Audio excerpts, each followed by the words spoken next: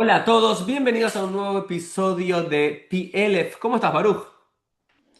Muy bien, Rabbi Uriel, un placer.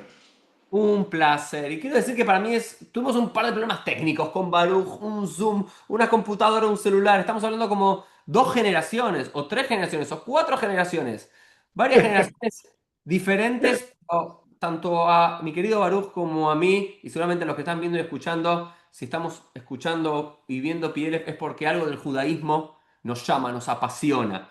Y Baruch es un apasionado por el judaísmo, por la educación judía. Y hace mucho tiempo tenía ganas de entrevistarlo en este canal a Baruch Seidenkopf, que es, quizás algunos que nos están viendo y escuchando lo conocen, otros no, pero es uno de esos personajes que en todos sus años en la Argentina de vida fue un personaje central para la historia judía en la Argentina y la educación judía en la Argentina. Así que quería usar su historia, su biografía, para hablar un poco de eso. De eso va a ser este episodio. Que Baruch nos cuente un poco quién es él, sus orígenes, cuál fue el judaísmo en el cual nació, en dónde estudió, dónde se desarrolló y cuáles fueron los cambios que él vio en la educación y en la vida judía en sus pocos años de vida aquí en la tierra y en nuestra querida Medinata Argentina. Así que Baruch, nuevamente, bienvenido y vamos a charlar como dos amigos en un café, en un bar, que nos apasiona este tema que tiene que ver con el judaísmo, la educación,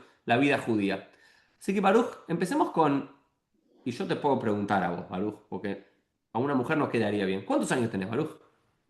Yo tengo 76 años. Nací en el año 1949, aquí en la ciudad de Buenos Aires. Y si querés te cuento algo de mi familia de origen, que también es interesante y forma parte de los movimientos de la historia judía contemporánea. Vamos. Eh, Mi papá llegó a la Argentina en 1924, o sea, después de la Primera Guerra Mundial, proveniente de Lituania, que en esos momentos era Polonia, de una aldea cercana a Vilna, la Jerusalén de Lita. Eh, Vino solo, sin familia. En el año 1924 hubo una enmienda constitucional en Estados Unidos y él tenía una hermana mayor que ya había emigrado desde Europa a Estados Unidos, pero ya no se podía ingresar y entonces siguió con el barco. No sé qué otra cosa tenía para hacer y Se fue por recaló el en sur. recaló en el último puerto, solo, sin familia, con lo que en esa época eran los shipbreeder, es decir, los hermanos de barco. Eh, Mi mamá nació en la colonia número 3 de Entre Ríos, Basavilbaso, eh, y bueno, se conocieron, ya eran dos adultos mayores, y bueno, nací yo en 1949, en 1950 nació una de mis hermanas y en el 1951 nació la otra, o sea que somos tres hermanos de esa familia. Mis padres ya no están en este mundo, espero que por sus acciones y por sus enseñanzas estén en el Gan Eden como se merecen. Bueno, yo estudié en la escuela del Estado. En aquellos años no había escuelas integrales judías que dieran educación general y educación judía. O sea que en un turno, digamos durante la mañana, íbamos a la escuela del Estado. En Yiddish se decía Die Spanische Schule, y después del mediodía, habiendo almorzado en casa, íbamos a la escuela hebrea, que en esa época el hebreo era un par de horas por semana. Pero todas tus las padres materias. eligieron una escuela, ¿qué escuela hebrea eligieron? La escuela Tel Aviv. Tel Aviv, que Calle estaba Seguí. cerca de ¿La donde calle Seguí o nosotros no? vivíamos, en la calle Manuel Rodríguez. Esa escuelita pequeña era el Tel Aviv número 2, Mm, que tenía hasta quinto grado, y el sexto grado de la primaria había que terminarlo en la escuela Tel Aviv número 1, es decir, en la calle Seguí. ok. Era como una Eso sucursal. Era una sucursal de Tel Aviv. Sí, había varias escuelas Tel Aviv con distintos números, hasta Tel Aviv número 3, Tel Aviv número 5. Bueno, así que nosotros hacíamos dos escuelas. La educación judía en Yiddish, con 2 horas de hebreo por semana, tenía 20 horas de clase, es decir, que era un turno completo donde se estudiaba historia, relatos de la Biblia o del Tanaj en general, eh, y obviamente vivencias judías eh, de los tiempos de la colonización judía en la entonces Eretz Israel, las canciones de la Saliot, los festivales de Rikudim y de preparar las canastas de Bikurim para entregar como ofrenda en un acto súper multitudinario que se hacía en un teatro grande, en esa época en el Gran Rex, y de todas las escuelas iban los grupos representantes de chicos, en algunos casos también acompañados por sus padres, obviamente por los maestros, los morim, y había que entregar como ofrenda esa canasta bellamente preparada, y no importa que era en una estación del año contraria a lo que es el hemisferio norte, pero se llevaba decorado como si recién cosecháramos los frutos, exactamente igual como si estuviéramos en el hemisferio norte. Y Y Baruch, también, entonces, sí, perdón. sí. No, te hago una pregunta. Entonces, ¿la enseñanza era en español, en yiddish? ¿Y aparte tenían hebreo o era en yiddish y después tenían hebreo? ¿O también enseñaban? Claro, ¿Cómo era? en el turno de la tarde era en Yiddish con unas pocas horas de hebreo. Nosotros íbamos a la mañana a la escuela del Estado. No, pero Esa escuela del Estado era para todos. no, entiendo eso, pero la pregunta es, ¿había un preconcepto que todos los niños de primero, segundo, tercer, cuarto grado que iban a la Shule, a la Tel Aviv número 2 o a la Tel Aviv número uno sabían yiddish? Porque si la enseñanza era en yiddish, digamos, Eh, el hebreo lo aprendían a través del yiddish, no era que del español iban al hebreo. no, claro. La mayoría sabíamos Yiddish porque todavía éramos hijos de inmigrantes. No todos, pero la mayoría. De todos modos, se empezaba de cero.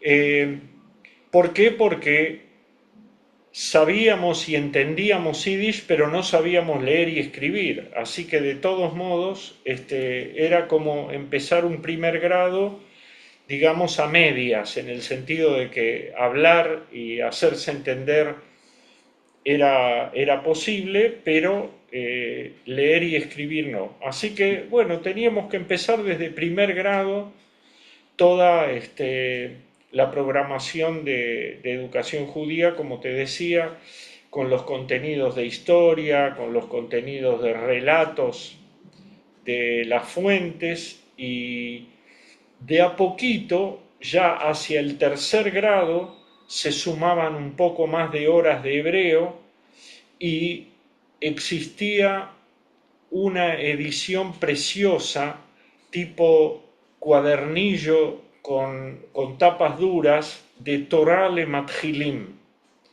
Ese debe haber Torá en para algún... principiantes, Pentateuco para principiantes. Sí, que tenía algunas pequeñas ilustraciones y estaba bellamente impreso para la época, con breves relatos, pero con los textos originales de la Torá. Es decir, con los psukim más importantes. Y eso lo aprendíamos a pie juntillas. Aprendíamos a leer, no aprendíamos Tamei Mikra, estas eran escuelas, digamos, lo que se llamaba zionistische Shules, adheridas al movimiento sionista y por lo tanto en algunas exigían usar kippah para el momento de la lectura de Torah le Matjilim, en otras ni siquiera, y por supuesto los morim o las morot en general eran morot, no conocían Tamei Mikra ni nada de eso, pero era entrar en el mundo fascinante de las fuentes. Y con el correr de los grados aumentaban las horas de Ivrit. Aumentaban las horas de Ivrit al punto tal que al final de la escuela primaria ya era al revés. Quedaban solo 2 horas de Yiddish y todo el resto de la semana era, Y era en Ivrit. tus papás, porque vos sos, por un lado, segunda generación argentino, pero por otra, primera generación, ¿no? Por tu madre sos Ah, segunda, sí, por tu padre primera. Eh, sí. ¿Eran, digamos, ambos sionistas? ¿Eran ambos idillistas, judíos religiosos, observantes, culturalmente judíos? ¿Cómo era ese entorno, no el de tu colegio, que lo entiendo, un idish sionista, judío sionista? En tu casa, tu hogar, ¿qué era? Bueno, mi hogar era un típico hogar de judíos sionistas, pero no religiosos. Es decir, papá en Vilna había ido al Heder y a la Yeshiva. O sea, era como muchos de aquella época de Europa Oriental que sabían que tenían formación, pero no tenían una vida de acciones y de cumplimiento de las mitzvot en forma estricta.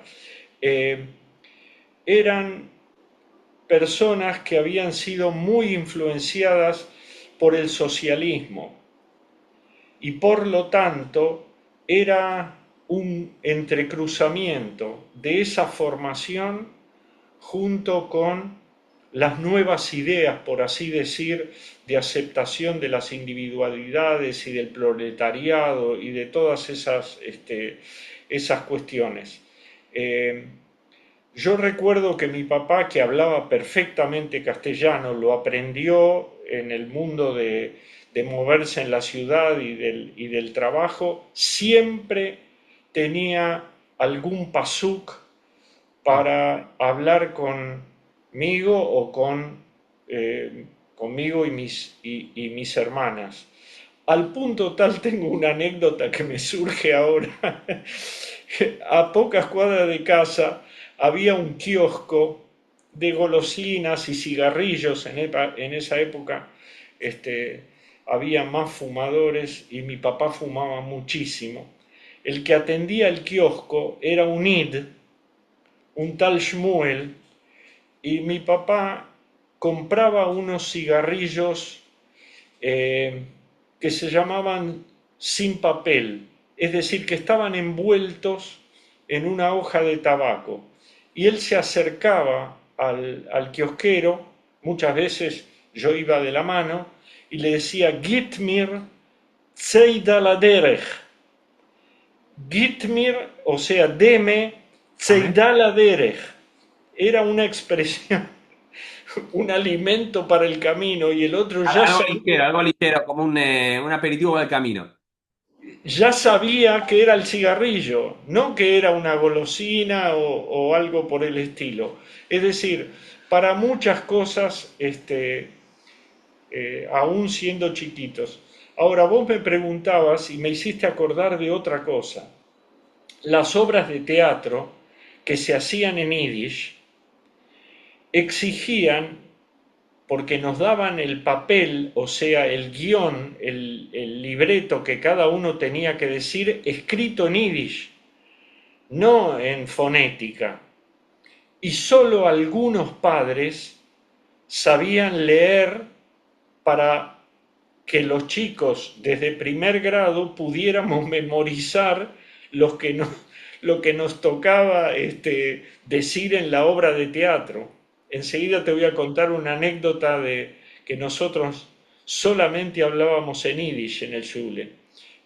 Y a mi casa venían chicos del barrio cuyos padres no sabían leer en Yiddish a que papá les leyera y les ayudara a aprender de memoria.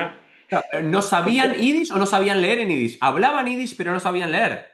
Exactamente, hablaban yiddish pero no sabían leer y como nos daban el libreto escrito, manuscrito, mejor dicho, en yiddish, alguien en el barrio, o sea que había una movida relacionada no solo con resolver El underground del Yiddish.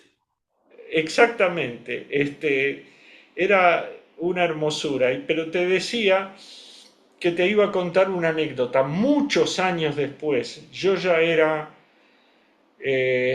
Moré, director de escuela, ya tenía una trayectoria y me invitan en una oportunidad de un grupo de adultos, adultos mayores, del Templo de Libertad para que les dé una charla eh, previo a Yamim Noraim. Es decir, una cuestión de difusión y hablar con los adultos mayores.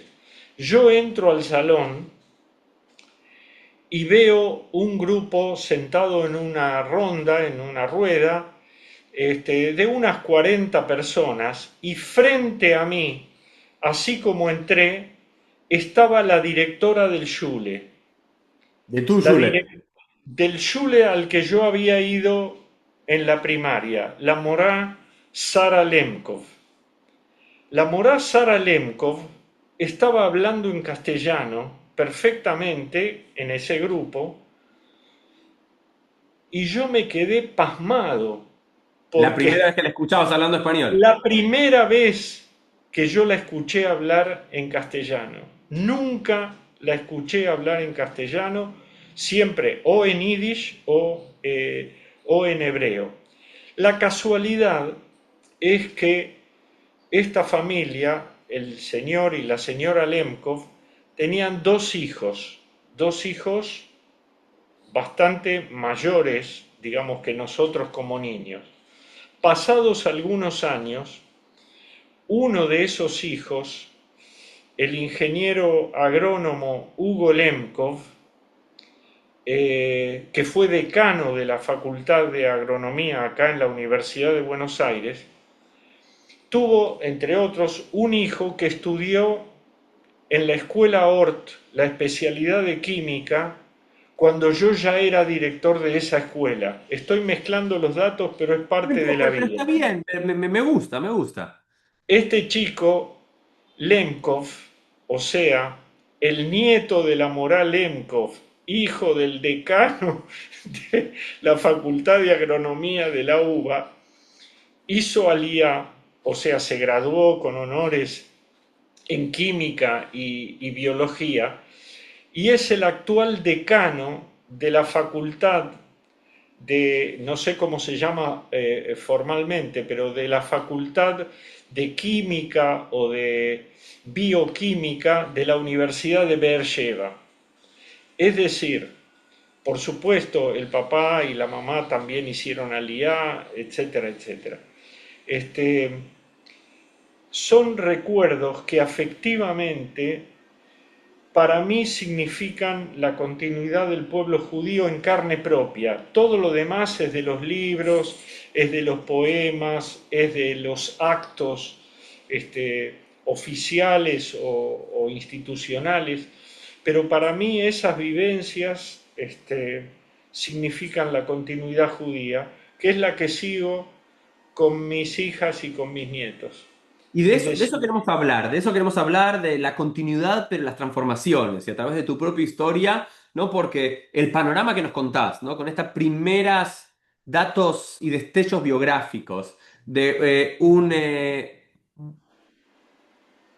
de un Baruch Seidenkopf a comienzos de los 50, en esa escuela pública a la mañana, en esa escuela sionista a la tarde, con enseñanza en yiddish completa y después con hebreo, y un judaísmo secular culturalmente, con conocimientos, pero con mucha práctica religiosa, es muy diferente al que el día de hoy, en el 2026, en gran parte del judaísmo latinoamericano, argentino, estadounidense, mundial.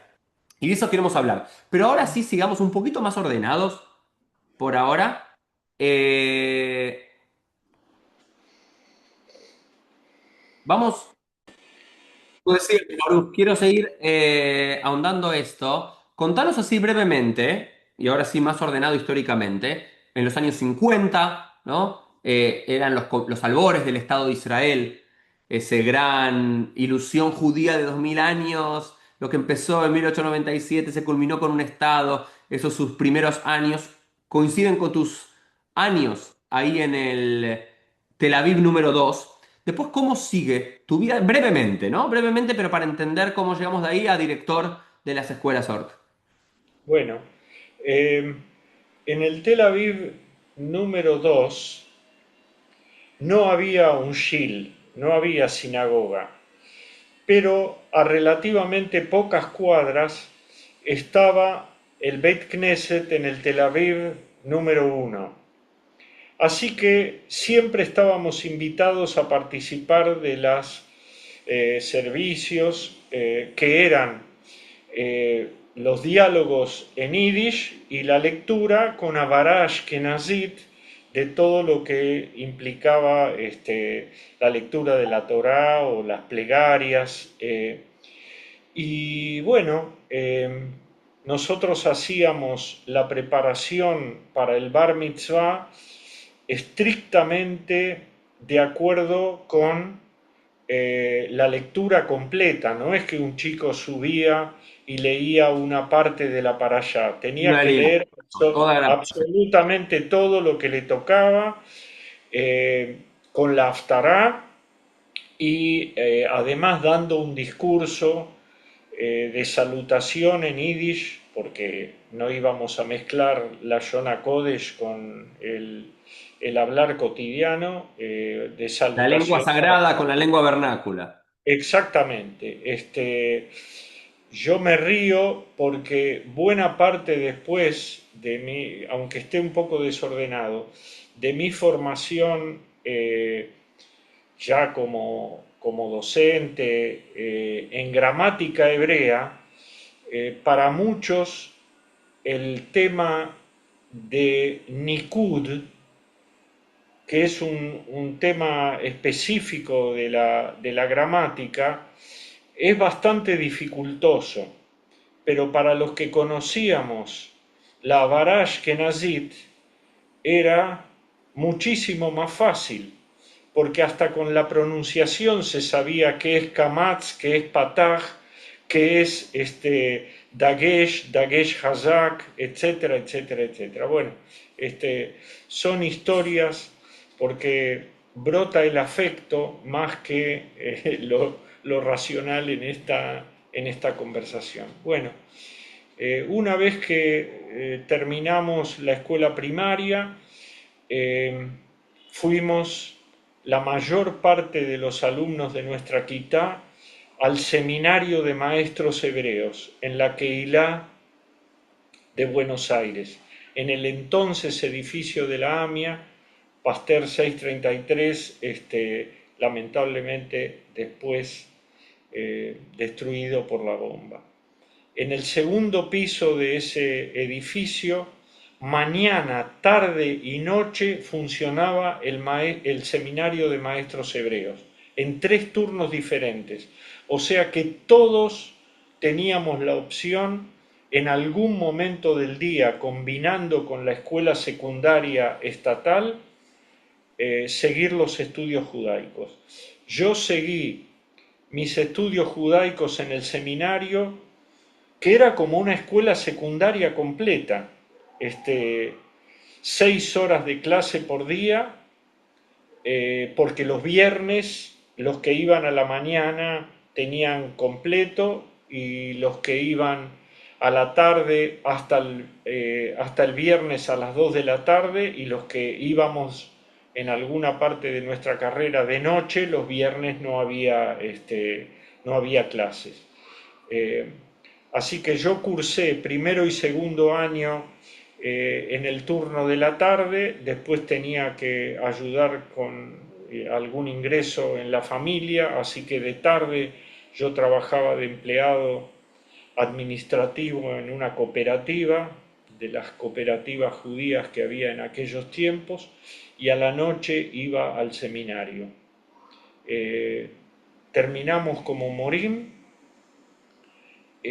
mientras también terminábamos los estudios secundarios oficiales. En ese momento, algunos dejaban los estudios judaicos y continuaban alguna carrera universitaria o desempeñaban alguna otra tarea, eh, y algunos de nosotros, varones y mujeres, recordemos que la educación judía era coeducacional, como se dice, mientras que la educación oficial era separada, varones de mujeres. Así que un grupo nuestro de varones y mujeres fuimos a estudiar a la Midrashá de Sde Boker para ser Morim Musmahim Baaretz. De Israel. Eh, ¿Qué año fueron esos? ¿Qué año fuiste? eh, en diciembre de 1968 viajamos en el vapor, en el buque transatlántico Theodor Herzl y llegamos a Haifa después de 20 días de Oh, navegación. Llegamos una noche, par de noche al puerto, nos esperaba un micro que nos cargó con las valijas y las cosas que traíamos del viaje en el barco y viajamos un montón de horas desde Haifa hasta Sde Boker. en el Eh, 68, Baruch. sí, Baruch, diciembre del 68, sí. o sea que ya estamos hablando en otra Israel, ¿no? La Israel después de la guerra de los 6 días, la Israel que Exactamente. explicó el territorio, ¿no? Entonces, tus primeros pasos por la educación judía ahí en Tel Aviv 2 tenían que ver con los años de la creación del Estado de Israel, ya cuando ya eras maestro en la Argentina, pero te querías seguir formando como maestro con la ordenación, digamos, con las credenciales de Israel, ya era un Israel más robusto todavía en sus, Sí. en sus primeros decenios, pero más robusto. Te quiero preguntar, en el seminario hebreo de la AMIA, ¿quiénes eran esos grandes Morim, Morot? ¿Quiénes eran esos grandes maestros de Yiddish, de Torah, de hebreo, de Nikud? ¿Quiénes eran esos grandes maestros que recordás con afecto? Salvo uno que era argentino, el moré Itzhak Farstey, que además era ingeniero civil, todos los demás eran extranjeros, eran producto de la inmigración judía a la Argentina, que ya habían sido maestros en Europa y que aquí fueron contratados por la Keilah para enseñar las distintas materias. Eh, Hablaban un yiddish perfecto de la escuela Tarbut de, de Europa, que era una escuela obviamente muy sionista, y vaya a saber las razones por las cuales cada uno de ellos llegó a la Argentina, pero en fin, eso es otro cantar. Esos eran nuestros morim. Eh, Tampoco hablábamos castellano con ellos, sabíamos que sabían castellano, vivían en la ciudad, ya éramos un poco más grandes, pero cada uno dictaba otra materia. Historia era historia, Lashon, Sifrut, eh, Dikduk y, por supuesto, psicología y didáctica, porque había que poder enseñar después Sipurei Mikra o lo que ¿Cuál fuere era que tu favorita? ¿Cuál era tu materia favorita? ¿O ese maestro que recordás más eh, cercano, que más inspiró? Mi maestro más cercano en el seminario era el moré Itzhak Bronstein.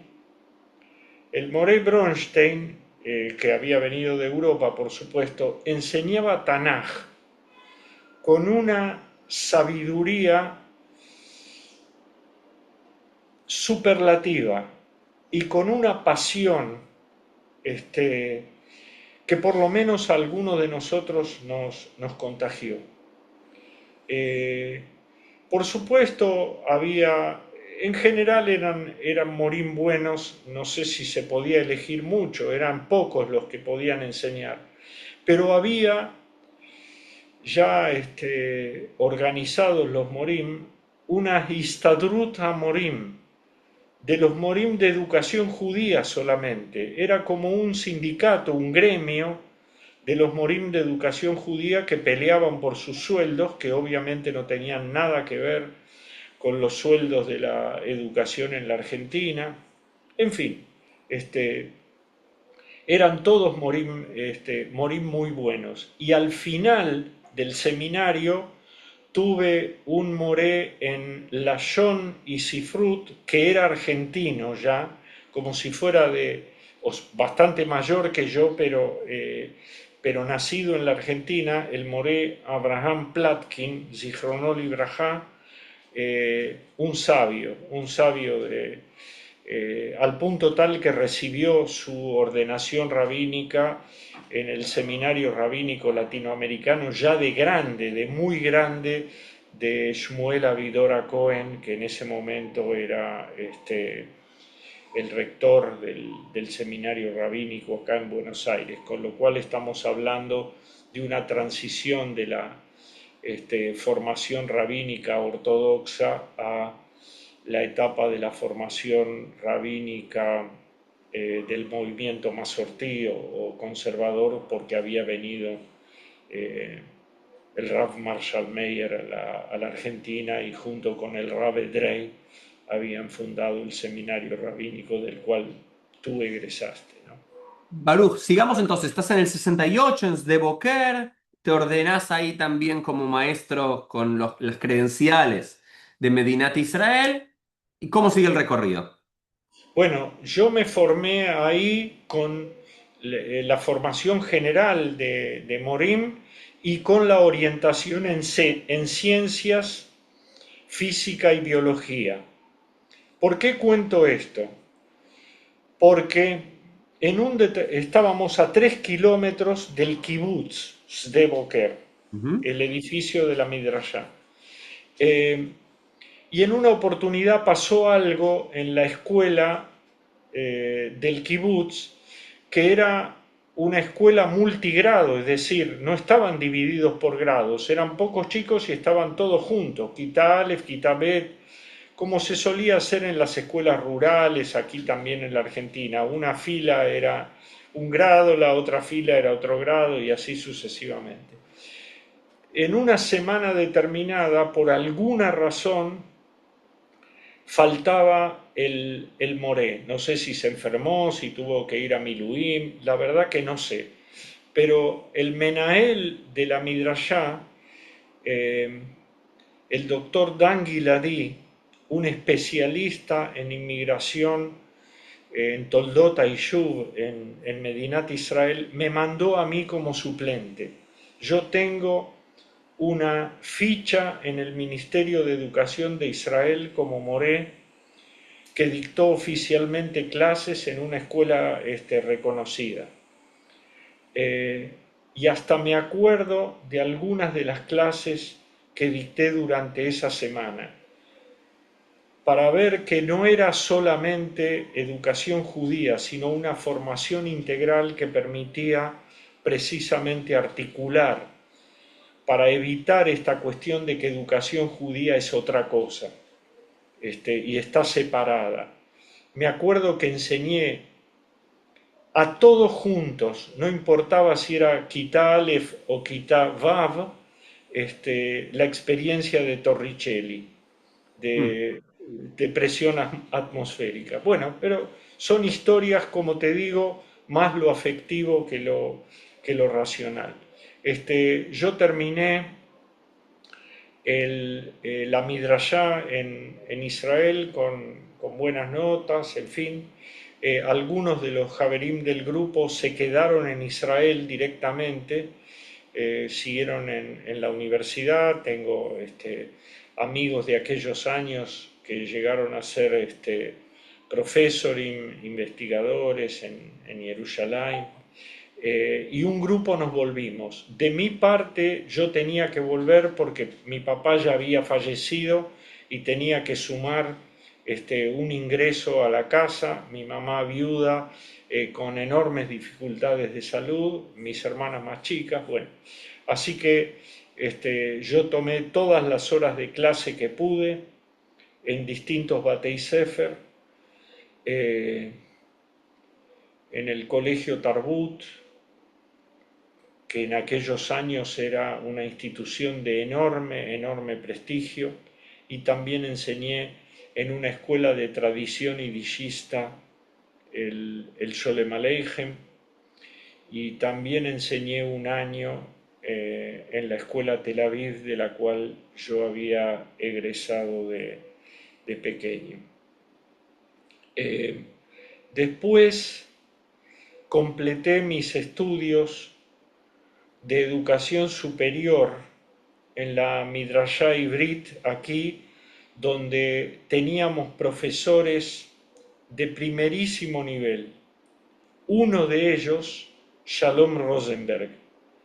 Shalom Rosenberg, que fue Zichrono Libraja también, un destacadísimo profesor en Jerusalén. También ingeniero civil, egresado de la Universidad de La Plata. Era uruguayo, él, ¿no? Sí, Había nacido circunstancialmente, la familia solía apellido claro, claro, uruguayo. pero desarrolló, bueno, su vida de joven. Toda la Este, filosofía, los libros sobre el Kuzari, sobre el bien y el mal, exactamente, ¿sí? exactamente. Y la verdad es que eran no solo excelentes maestros, eso está dado por sentado, eran personalidades guías, por lo menos para algunos de nosotros, que marcaron nuestra forma de conducirnos en la profesión y eh, en el devenir comunitario. Después yo terminé una maestría en filosofía general en la universidad, eh, y he dado clases en distintas instituciones, eh, públicas también, por esta formación general, eh, hasta que recalé por unas horas por semana para enseñar algo de educación judía en la escuela Ort de la calle Yatay en el año 1973 o 74. Yo tenía 6 horas de clase, iba 2 mañanas, 3 horas cada mañana. La mayor parte de los alumnos en esa época no eran judíos. La mayoría de las familias judías no tenían especial predilección porque sus hijos fueran a una escuela técnica. Tuvieran o no tuvieran medios, había que ir al Colegio Nacional, o sea, al bachillerato, para ir después a la universidad, o a la escuela comercial, que también habilitaba para ingresar en la universidad. Había muy pocos chicos judíos, chicos y chicas, y las materias de educación judía no eran obligatorias, ni para los judíos ni para los no judíos, no formaban parte del plan oficial. Con lo cual la mayoría no iba a las clases de educación judía. Los que ya habían ido a una escuela primaria judía, judíos, decían que ya era suficiente, que iban a seguir perdiendo tiempo, se quedaban en el comedor o en el buffet, qué sé yo. Y los no judíos obviamente no iban. Cuando yo ingresé con esas 6 horas e iba 2 semanas, me parecía este, avon vafella, como se dice, desperdiciar Un pecado. un pecado, sí, sí. Me parecía desperdiciar esa población y el vínculo con los otros docentes, porque éramos vistos como gente que no tenía nada que ver con la estructura escolar, que venía a hacer alguna cosa como si fuera un taller o algo complementario. Así que teníamos una buena directora general que casualmente era la esposa de alguien que fue presidente en dos oportunidades de la Keilah de Buenos Aires, y entonces tratamos entre una colega y yo de convencerla de que todos tenían que ir a las clases de educación judía porque el horario estaba adecuadamente estructurado para eso, con lo cual hicimos toda una actividad de motivación, de educación, diríamos, no formal, con teatro, con coro y con clases estructuradas casi como peulot o como actividades de educación no formal. Y lentamente, bueno, la persona que conducía el equipo docente de educación judía con su marido hicieron alía y yo fui designado coordinador, era en esa época, de educación judía.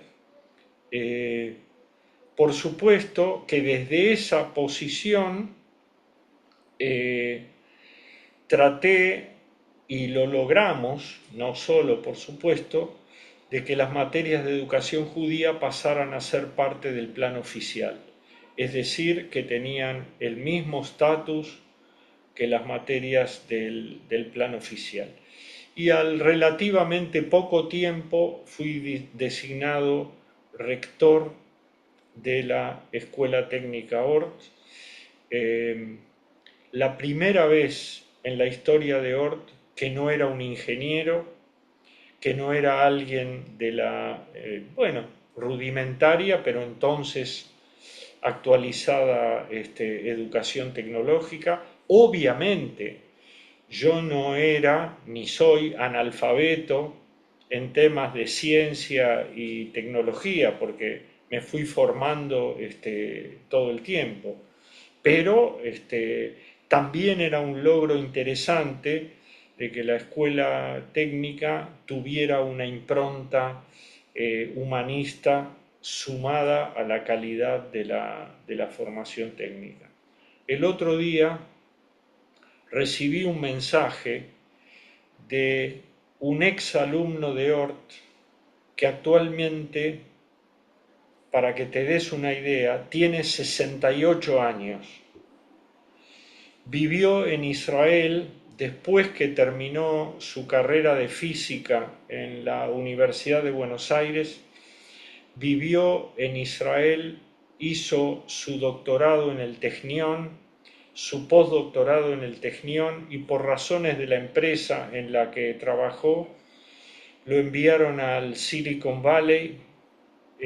Ahora ya está jubilado y se acordó de sus años en Ort por esto de la formación humanística.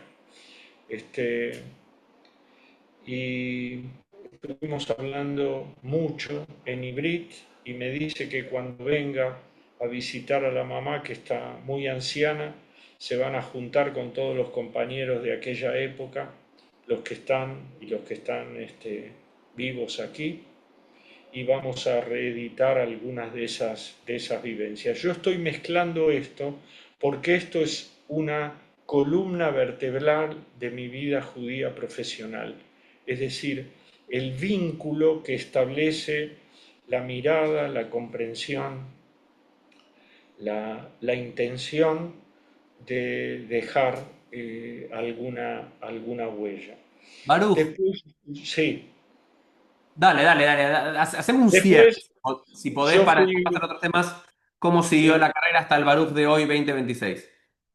sumó mucha gente, la escuela Ort se volvió más atractiva, más, diríamos, querida o buscada por las familias judías, por muchas familias judías. Aumentó muchísimo la población al punto tal que la escuela iba creciendo cada año por adición de aulas y otras instalaciones necesarias, laboratorios, talleres, etcétera. Pero llegó un momento en que ya era tal la dimensión que se decidió abrir una escuela Ort adicional en la ciudad, en otro barrio, para que gente que vive o vivía en otros barrios pudiera ir. Y ahí yo pasé a ser de rector de la escuela Ort de la calle Yatay. A los 2 años de abrirse la segunda escuela Ort pasé a ser director general de Hort Argentina y las relaciones con Hort Mundial y con las instituciones educativas de Hort que tienen características diferentes en cada país, pero que somos, digamos, o éramos una, una federación, una hermandad. Y así fui director general de Hort hasta el año 2006. En el año 2006, a fines del año 2006, me convocaron para ser director pedagógico del Ministerio de Educación de la Ciudad de Buenos Aires. Y ahí estuve los últimos 12 años, 13 prácticamente cumplidos, de, eh, de mi trabajo formal hasta que me jubilé, porque, bueno, la ley establece un determinado límite para el desempeño de funciones oficiales. Fui el director pedagógico que más tiempo estuvo en ese cargo, sencillamente porque, digo como humorada, no habrán tenido nadie mejor o porque se pasaban el dato los distintos ministros. Yo fui director pedagógico con distintos ministros y ministras a lo largo de esos prácticamente 13 años. Y sigo conservando un vínculo muy afectuoso con todo el sistema educativo. Había muchas, y las hay, muchas escuelas católicas, evangélicas, musulmanas algunas, no son muchas, pero hay, y escuelas privadas en general, además de las escuelas de educación judía, con todos los matices que hay. Para estos goim, no digo goim para que no suene peyorativo, es decir, para las instituciones no judías, cuando yo era invitado como funcionario del gobierno a actos formales, ya sea por un aniversario, por el Día del Santo o por lo que fuere, siempre me invitaban oficialmente a hablar en el acto formal, o para abrir el acto o para cerrar el acto. Son dos cuestiones que el protocolo establece. Y siempre, siempre hablé de contenidos judaicos relacionados con lo universal, al punto tal que siempre esta gente no sabía cómo llamarme y me decía el hermano Baruch. Este, Así que también, modestia aparte, he dejado alguna huella y hasta hoy en día me siguen llamando para alguna consulta, que obviamente es absolutamente ad honorem y Aru, en forma voluntaria. Sí. atrás tuyo tenés un cuadro en hebreo. ¿Qué dice ahí? No llego a leer. ¿Qué frase Bueno, tenés? ¿Qué te este cuadro en significa? hebreo es algo que armó el Departamento de Difusión y Arte de la Keilah de Buenos Aires en español. En español decía, lo que no se recuerda muere. Mayeloso Grim. Ahí leo un lado, pero no leo el anverso. Sí. Mashelot Zohrim sigue en blanco, Met, Ok, abajo. abajo de todo, perfecto. Sí, y en azul, como si Sí. estuviera en espejo, dice Masheken Zohrim Lo, y Lomet. entonces Masheken Zohrim Lo Met. Lo que no Eso olvidamos, recordamos, no muere. exactamente. Entonces, esto tiene que ver con los aniversarios de los atentados, bueno, toda una serie de cosas. Esta pieza artística, este, fue difundida, era en español, siempre en español, y el director de este departamento de difusión y arte de la AMIA, obviamente un ex alumno mío de hace muchos años, me dice, Baruch, quiero que me des una mano porque quiero hacer algo similar, aunque no sea una traducción literal, para mandar a Israel. Entonces, una traducción que no es mil por mil, por no decir 100%, fiel al tajbir, o sea, a la sintaxis hebrea, pero para que quedara similar a lo que querían exponer gráficamente o desde el punto de vista del diseño. Y después lo transformaron en una pieza escultórica más pequeña, tridimensional, que se entrega como trofeo a determinadas o como distinción a Baruch, determinadas personas. Baruch, continuaría hablando contigo y escuchando anécdotas e historias de cada uno de estos momentos porque en tus años, en tus décadas de vida, viviste todos esos momentos, lo que fue, ¿no? Hay un libro que se llama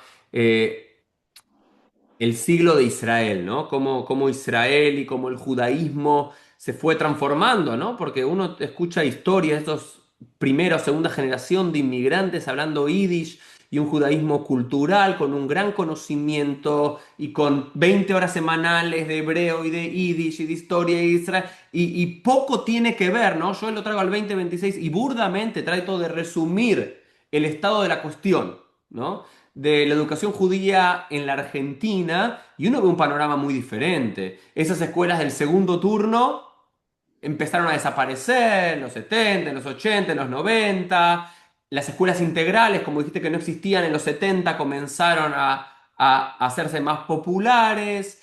Y no solamente eso, sino que hubo un advenimiento primero del movimiento conservador y las escuelas dependiendo o ayornándose, escuelas culturales, idillistas o sionistas antiguas, seculares, al movimiento, a los usanzas, a los rabinos del movimiento conservador. Luego en los ¿Sí? 80, 90, mucho más de la ortodoxia, tanto de Chabad como de un lado del otro en la Argentina.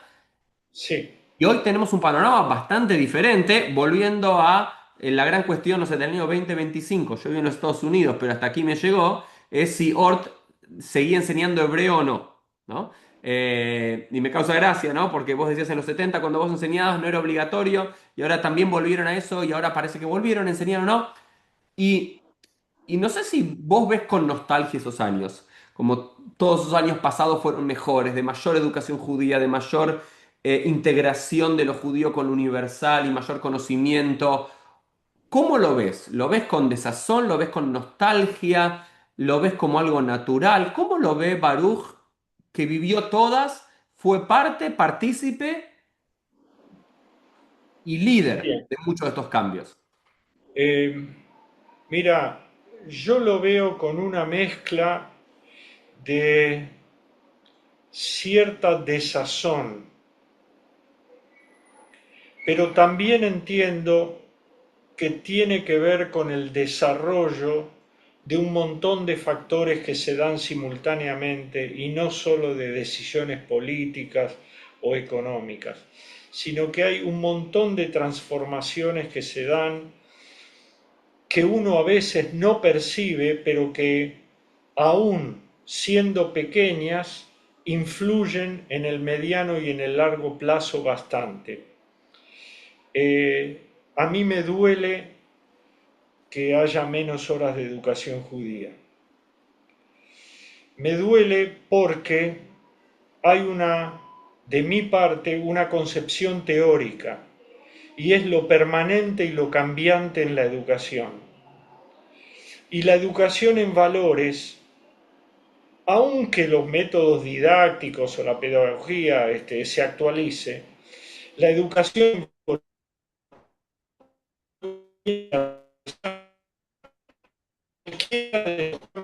tecnológicos o paradigmas que se den, y más en la educación, lo que se enseña hoy, probablemente cuando ejergan una profesión, ya es simplemente una pieza de museo. Yo recuerdo que cuando entré a Ort se enseñaba electrónica con válvulas. Válvulas eran unas lámparas enormes en esos televisores o en esas radios, no había computadoras, etcétera, etcétera.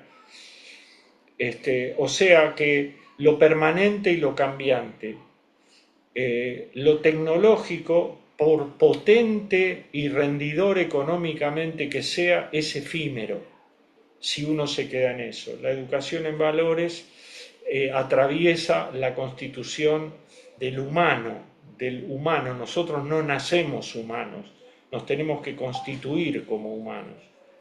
Nacemos en el género humano, pero la educación y las influencias.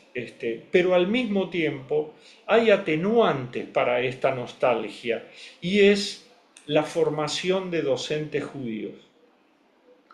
La formación de docentes judíos es un problema de calidad, de oferta laboral, es decir, yo muy sacrificadamente podía mantener a mi familia. Hoy un docente de educación judía le va a resultar más difícil. Tiene que haber algún convenio especial, alguna de las escuelas que especialmente pueda destinar fondos, inversión, capacitación, viajes de estudio a Israel, etcétera, etcétera, que no todo puede hacer la Keilah. Y entonces, estos enormes cambios, me puedo poner en la posición de una actitud un poco comprensiva, al mismo tiempo que si yo tuviera la edad, la fortaleza y la salud, no me quedaría dando cursos de capacitación o enseñando a ser director en la Universidad de Itela. Haría mucho más en la Keilah y en el sistema educativo, en el Bada Jinuj. Muchas veces viajo a las provincias, a las comunidades, y me apena ver que lo que los une, la masa que une a esos miembros de las Keilot, es la voluntad de ser, de seguir. No hay libros, por más que hay un montón de recursos, pero no es así nomás. No es hacemos un Zoom y escuchan una clase. No es lo mismo. No es lo mismo. No es vivir como judío que escuchar una clase. Y todos estos cambios, a veces, cuando no estoy tan pesimista, cuando estoy más esperanzado, pienso que a lo largo de toda nuestra milenaria historia hubo muchos cambios en la continuidad judía y en la voluntad de ser. El judaísmo, después de la destrucción del segundo templo, no fue como era antes. Rabí Hanan Ben Zakkai y Avne, esto, lo otro, bueno, hicieron otras, y siguió habiendo judaísmo. Y no sé por qué me surgió ahora esta cuestión de eh, cuando Hegel hablaba de tesis, antítesis, síntesis, y bueno, desaparece y las civilizaciones y qué sé yo qué, y la respuesta de Rabbi Nachman Krochmal, que cada síntesis de ese devenir de tesis, antítesis y síntesis implica un nuevo punto de partida. Yo cuando estoy esperanzado te digo, espero que lo que nosotros podemos cultivar y lo que los siguen podrán cultivar es porque de algún modo recibimos la semilla, que puede germinar, florecer, dar frutos de otras características, de otros sabores, pero siempre frutos de ese árbol, de de la historia, la tradición, las costumbres y nuestro modo de ver la vida. Mirá, Baruch, recién yo creo que parecido a lo tuyo, ¿no? Mi historia de vida es muy diferente, ahora generación diferente. Yo fui ya un colegio integral judío, el primer colegio integral judío que se decidió directamente sacar hebreo del todo y transformarlo en inglés esas horas y dar judaica en inglés. Soy egresado de esa Ort Montañeses, te conocí a ti con algunas clases en el seminario que tuvimos contigo y después en un momento rezábamos juntos en Betel. Y te recuerdo siempre con mucho cariño y aprecio y una institución, Baruch Seidenkopf, en la historia judía y de la educación judía en la Argentina. Eh, y en otra generación, ahora no sé, veo pasar, por ejemplo, aquí, que recién había unas interrupciones, que estaban pasando todos nuestros niños del turno de la mañana al turno de la tarde, del turno secular de la mañana al turno de la tarde, las dejaban las maestras de la mañana, ¿no? Mirá qué hermoso y literal. Acá Sí, tenemos en nuestra institución judía, mirá esta historia, te voy a contar, Baruch. Acá había soy rabino de una escuela, de una congregación aquí en el sur de la Florida, y teníamos una escuela integral judía. Una escuela integral sí, judía que en un momento, hace 10 15 años, la comunidad decidió cerrar. ¿Por qué? Porque perdía mucha plata todos los años, pocos estudiantes. Entonces todo el lugar donde habían 20 aulas, ahora se alquila a una escuela pública, un charter school. Pero hubo un convenio con la comunidad que más o menos el 50% de los chicos ahí son de la colectividad judía. Entonces lo que ofrecemos en la escuela es a la 1:30 cuando terminan su educación pública americana, todos los que quieran pueden pasar con otras maestras que entran y los sacan de esas aulas, pasan a tener educación judía de las tardes. Entonces tienen 2 horas y media en hebreo de historia judía, sionismo, canciones y demás. Mis hijos son parte de eso y son unos 220 chicos de los 400 del colegio, más o menos que están. Pero imagínate cómo, ¿no? Esto es una historia que no me imaginaba contártela, pero digamos, justo hice unas interrupciones porque unos venían, me saludaban y les decía, no me saluden que estoy acá con Baruch grabando un podcast. Pero cómo cambia la educación y este es un modelo que acá no existía en los Estados Unidos. Porque algo que vos decías es la casualidad que tu papá fue a parar en la Argentina. Porque si venía a Estados Unidos, el Baruch Seidenkopf que nos está contando ahora no hubiese existido. Porque ese judaísmo idillista cultural y demás, con escuela extracurricular todos los días, casi no hubo modelos acá. Acá era el modelo mucho más religioso, sí. ortodoxo o conservador, luego reformista, pero no de los 50, 60, del Hebrew School de los domingos o de un día por semana y demás, de la escuela dominical, y un judaísmo mucho más tendiendo a lo religioso, ya sea conservador, reformista u ortodoxo, es un modelo muy diferente a la Argentina. Entonces, a mí me apasiona esto y yo soy, a mí también coincido contigo, Baruch, que tengo momentos donde me deprimo de la situación actual y el nivel de conocimiento propio y ajeno, ¿no? Y hasta me da vergüenza ser llamado rabino cuando sé que en generaciones anteriores el conocimiento era mucho mayor. Pero bueno, trato de hacer mi parte, estudiando más, leyendo más, haciendo todo lo que puedo, pero bueno, pero a la vez creo que hay un grado de humildad que, pero bueno, Dor Dor Bedor Shab. Estas son las generaciones que tenemos, cada generación con sus líderes, ¿no? Como dice el Talmud en relación a los salmos, en la generación de Moshe el sabio fue Moshe, en la de Shmuel fue Shmuel, en los otros, los anónimos que vendrán. Y acá somos, no podemos decir todo pasado fue mejor porque vivimos el presente, pero tengo las dos. Sí, hay problemas. Nadie puede decir que estamos en el mejor momento de la educación judía, por lo menos no ortodoxa. Quizás en el mundo ortodoxo es al contrario. El mundo Bueno, ortodoxo haredí es quizás el mejor momento de la historia, con la más cantidad de yeshivot y demás, para los que no somos parte de ese mundo judío, sino el mundo más judío, sionista o cultural o reformista o conservador y demás, no estamos en nuestro mejor momento. Y hay que decirlo, pero podrá volver a estar. Pero me gustó plantar semillas, hacer lo que podemos, luchar y vemos lo que va a pasar en la próxima generación. Y en ese sentido yo también soy bastante esperanzador, que si llegamos aquí después de 3800 años del Lej Lejá de Abraham, con todos nuestros subes y bajas y con todo el acceso a la información que tenemos y con el Estado de Israel, con la mitad del pueblo judío ahí y demás, yo estoy esperanzado en la próxima generación y va a haber nuevas formas, pero algo va a quedar, algo va a quedar. Baruch, te invito a hacer esto y tenés que ser muy rápido y directo. Como dice Pirkei Avot, Shoel La'inyan Mashir Ka'alajá. Pregunto al punto y me respondes al punto, un ping pong de preguntas y respuestas para cerrar. ¿Te parece, Baruch?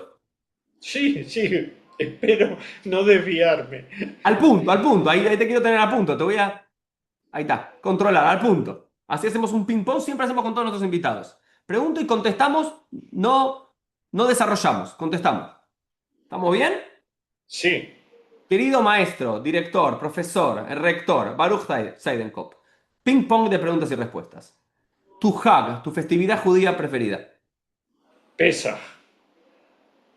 Historia del Tanaj, predilecta.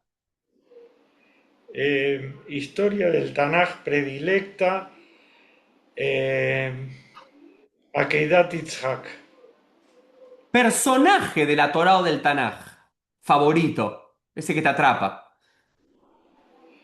Moshe Rabbein.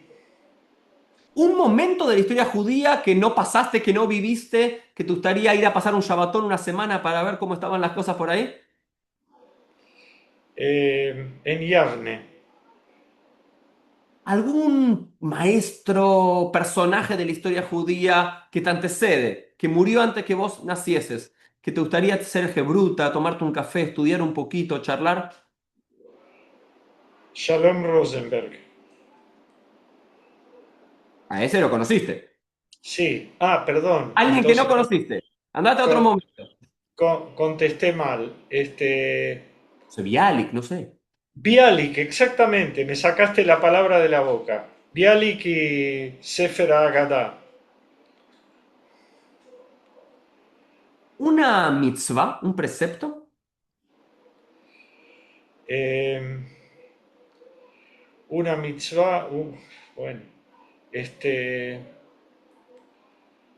Jinuj, sí, Educación.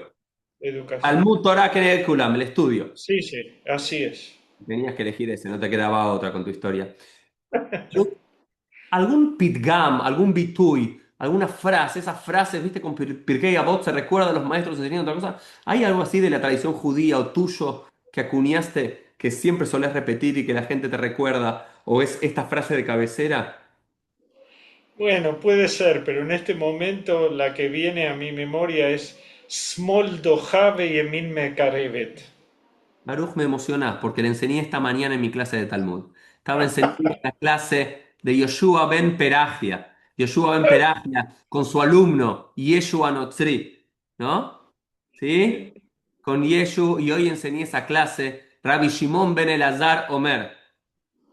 Leolam, Smol Dohabe Yemim Mekarevet. Rabbi Shimon, el hijo de Elazar, solía enseñar con el Yetzer Hara, con todo el Yetzer Hara, con las mujeres y los niños, pero en general con todos, ¿no? Ese es el Vituyo original. Siempre tu mano izquierda tiene que alejar y la derecha tiene que abrazar, porque si abandonamos con las dos manos, perdemos. Hay que ser estricto con una mano y volver a abrazar con la derecha. Las coincidencias de la vida, Baruch. Mira, Yamai. Y no lo planificamos. Ay, ay, ay, me Para terminar, emociono. querido Baruch, siempre termino con esta pregunta. Acá PLF nos ven muchos judíos y no judíos. ¿Hay algún mensaje judío para el mundo, para la sociedad, no solamente para los judíos? ¿Tenemos algún mensaje para el mundo que nos rodea, para estos tiempos? Eh, Como mensaje, en nuestras diferencias somos hermanos humanos y las diferencias son las que completan nuestra identidad. Tenemos cosas compartidas con otros seres humanos y cosas particulares que nos hacen ser quienes somos igual que otros. El rostro del otro siempre me interpela. Querido Baruch, gracias por contarnos tu historia y a través de tu historia ir viendo los vaivenes y los cambios de la educación y de la cultura judía en la Argentina. Te agradezco por estar aquí en este episodio y nos vemos todos en un próximo episodio. Chau, chau. A tu disposición para lo que necesites, siempre para mí es un placer y un desafío también participar de encuentros relacionados con educación judía y nuestra continuidad. Amén. Bye bye, Baruch.